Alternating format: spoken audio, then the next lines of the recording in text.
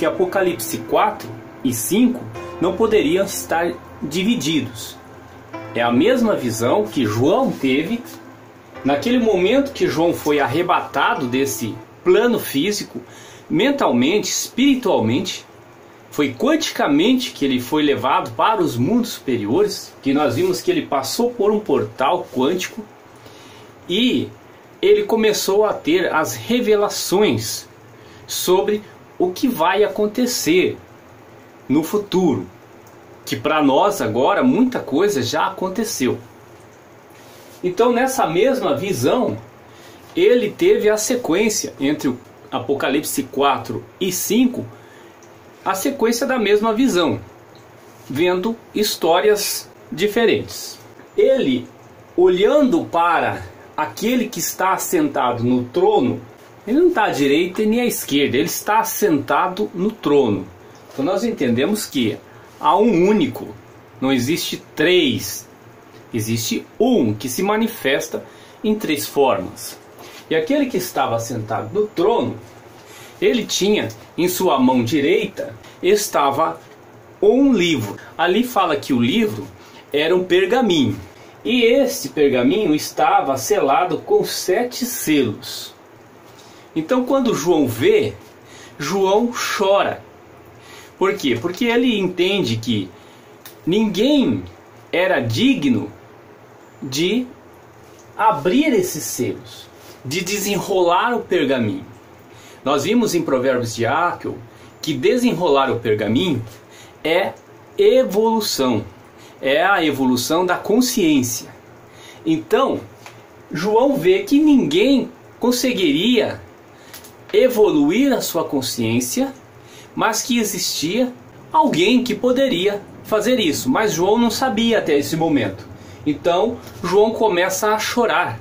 Ele que estava aqui nesse plano físico, mas que a sua consciência tinha partido, tinha feito uma viagem no tempo, ele estava nos mundos superiores, quanticamente. Mesmo assim, ele chora, porque ele ainda estava com os pés na terra. Ele estava em Malhut e o seu pensamento, a sua consciência, estava em Keter, recebendo as revelações.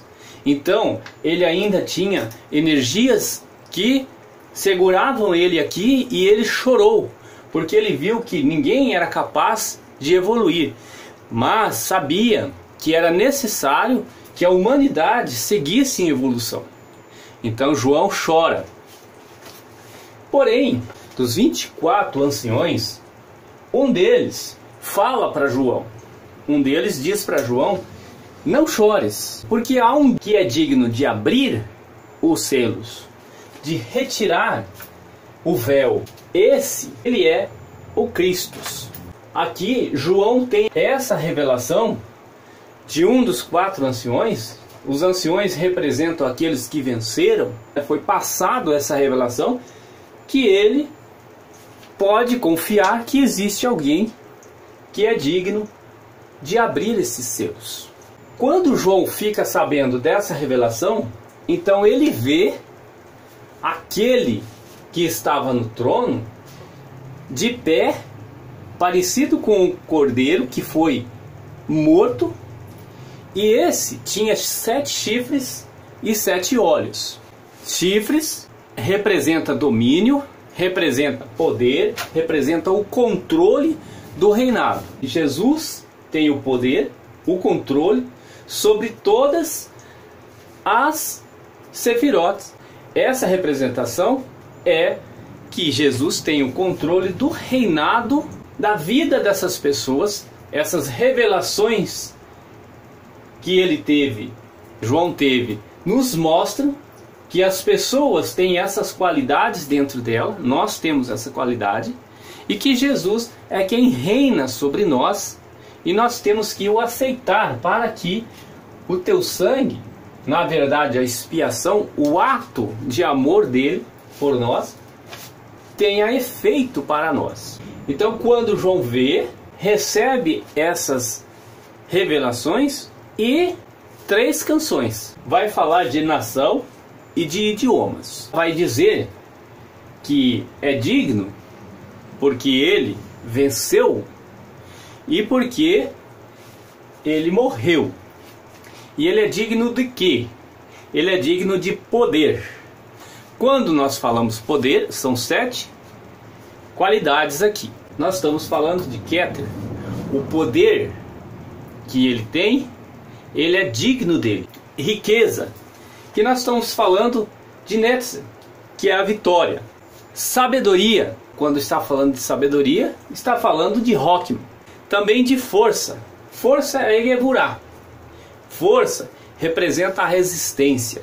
Honra, nós vimos que aqui nos 4 seres, o touro, quando nós formos ler ali Apocalipse, na Bíblia original, nós vamos ver que a honra está relacionada à Daat. E Jesus Cristo, ele é digno disso, porque ele veio trazer para nós o conhecimento e cabe a nós fazer as escolhas se nós vamos receber esse conhecimento e aplicar em nossa vida ou não. Se não, então a manifestação em forma de Uriel é quem vai fazer a punição a esse que não escolher esse bem. Porque, como dissemos anteriormente, a árvore da vida na coluna do meio representa a árvore do conhecimento do bem e do mal que está em Gênesis. E ela representa então bem e mal. Dependendo da nossa escolha, nós vamos estar aqui sendo punido por essa manifestação Uriel que está dentro de nossa consciência. Nós vamos ser punidos por nossa própria consciência nessa manifestação aqui. Também de glória, esplendor, a glória do Criador. Ele é digno disso. Excelência, que é Hesed, a benevolência. Ou seja, todas essas 7 manifestações que representa o ser humano e representa também o Criador, está aqui. Estando aqui, ela representa também, como nós iniciamos o estudo de Apocalipse, as 7 igrejas da Ásia. Ou seja, o 7 é uma incógnita, é o X. Ele representa todas as agremiações, todas as escolas que se reúnem, que estão unidas num só pensamento, numa só egrégora do bem, para a evolução, para desenrolar o pergaminho. Então essa manifestação que desenrola o pergaminho, ela vai estar em nós a partir do momento que nós aceitarmos o Cristo em nossa vida.